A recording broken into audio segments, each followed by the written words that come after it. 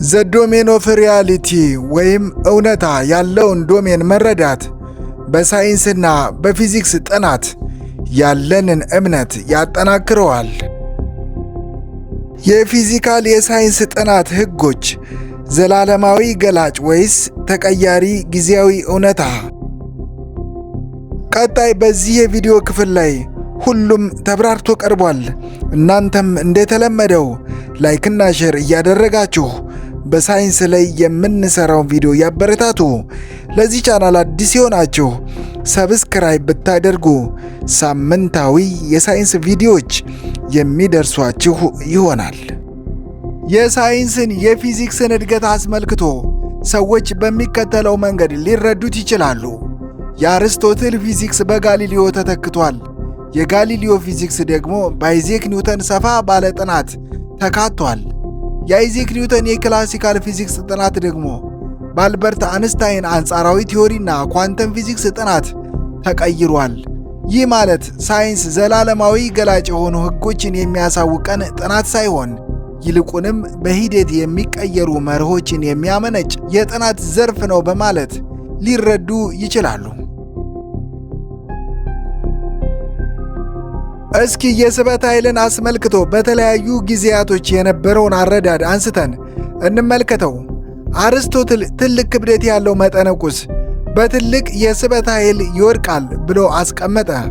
ለዚህ መነሻው ደግሞ ላባንና መዶሻን ከከፍታ ቦታ ላይ እንዲወድቁ ሲለቃቸው መዶሻው ቀድሞ በመድረሱ የተነሳ ነው።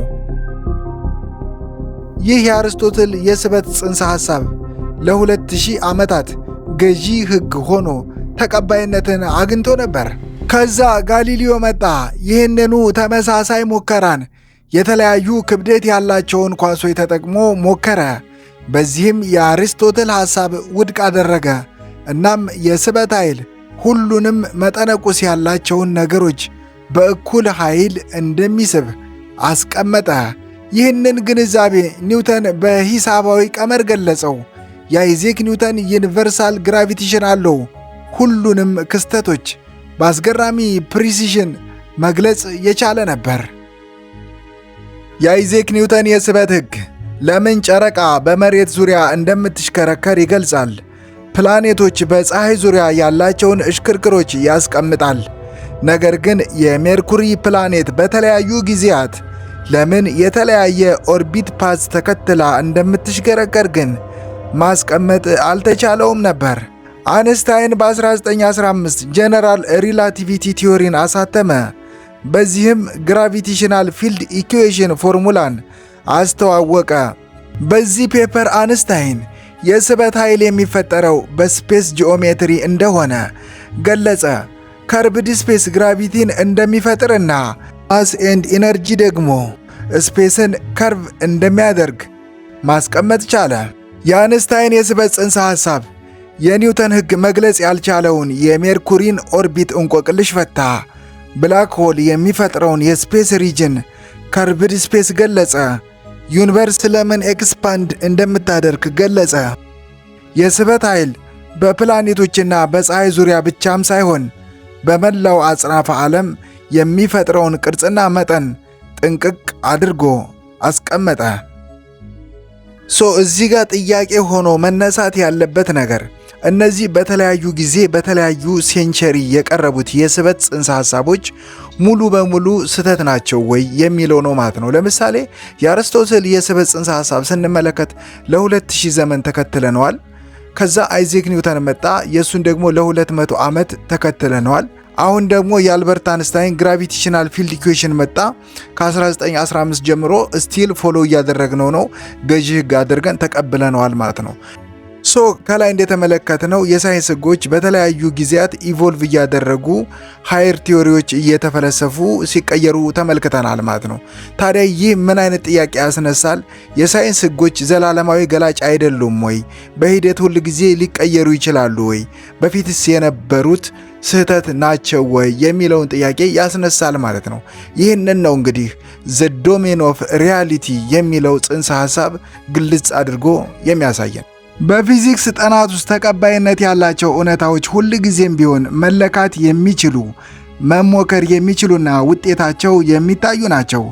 አንድ የሳይንስ ሕግ ዘላለማዊ ገላጭ ሆኖ ሊቀጥል የሚችለው የአንድን የእውቀት ንፍቀ ክበብ ወይም ዶሜን ኦፍ ሪያሊቲ በምልአት መግለጽ ከቻለ ብቻ ነው። እስኪ ይህንን ከላይ ባነሳናቸው የስበት ሕግ ጽንሰ ሐሳቦች አንስተን እንመልከት። እዚህ ጋር የአርስቶትልን የስበት ጽንሰ ሐሳብ አንስተን እንመልከት። አርስቶትል ምንድን ያለው?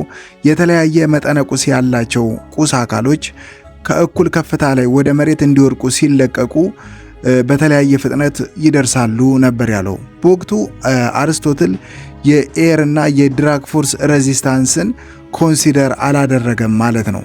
አሁንም ቢሆን ኤር ሬዚስታንስና ድራግ ፎርስ ካለ ቁስ አካሎች በእኩል ፍጥነት አይወርቁም ማለት ነው።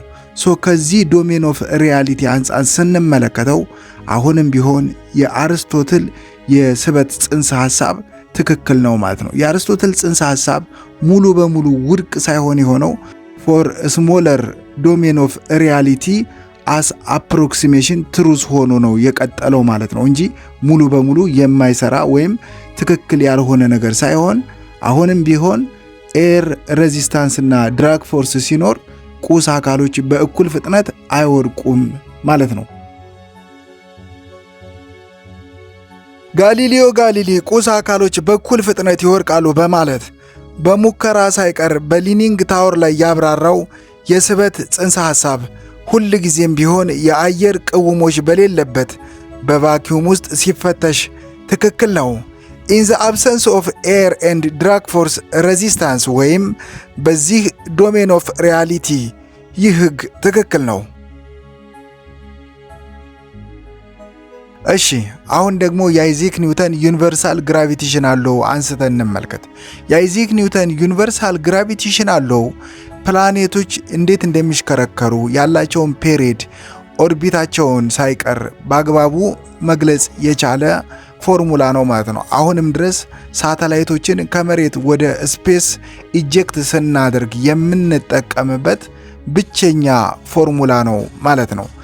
የአይዛክ ኒውተን ግራቪቴሽናል ሎው ሙሉ በሙሉ የተተወ ወይም በአንስታይን ግራቪቴሽናል ፊልድ ኢኩዌሽን የተቀየረ ሳይሆን አስ ስሞለር ዶሜን ኦፍ ሪያሊቲ አፕሮክሲሜሽን ትሩዝ ሆኖ የሚቀጥል ነው ማለት ነው። ይህ ማለት በሳይንስ ተቀባይነት አግኝተው አንድ ወቅት ጄኔራል ዶሜን ኦፍ ሪያሊቲ ይገልጻሉ ተብለው የነበሩ ሕጎች በሂደት በሚደረጉ ጥናትና ምርምር ስሞለር ኤንድ አፕሮክሲሜት ትሩዝ የሚገልጹ ዘላለማዊ ገላጭ ሕግ ሆነው ይቀጥላሉ ማለት ነው።